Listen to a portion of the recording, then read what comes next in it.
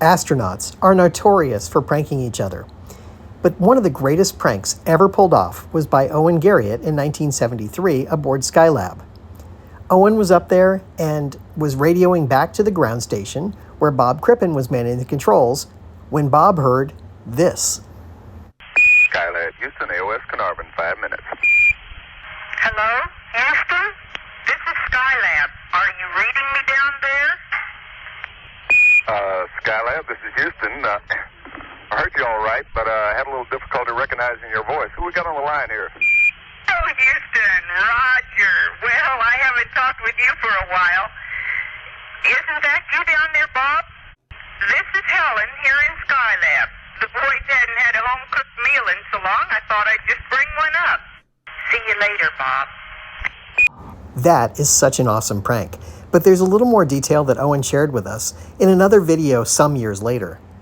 This story started 2 or 3 months before I flew, and at that time I made a recording with my then wife Helen's recording on it as if she were visiting the Skylab for a visit. It required a little bit of cooperation from the ground. I knew when Bob Crippen, whom I'm sure you've already talked with, was going to be on. So Bob knew exactly what I was talking about and said, Roger, he's got it. This female voice came on the radio channel. It was a proper radio channel, so they knew it wasn't coming from something that was done locally. It was done actually coming down from space, saying, I just came up to bring the boys a home-cooked meal. And that took them all back by surprise.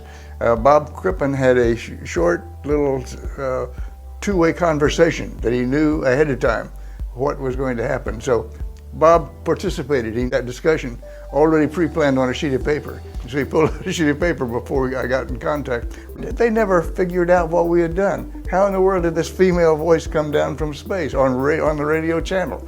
And so I didn't tell them how it was done. And actually some 20 years later, I asked the ground controllers who were still with NASA, did you know what happened then? They said, no, we never did figure that out. What was going on? And then I told them after 20 years how we had done this trick. And so I always thought that was an interesting gotcha. And one more little detail, Owen's son Richard, who's an entrepreneur, went on a private mission to the ISS some years later in the early 2000s. And he had a little prank he played too. Hey Chris, Richard Garriott here on the International Space Station.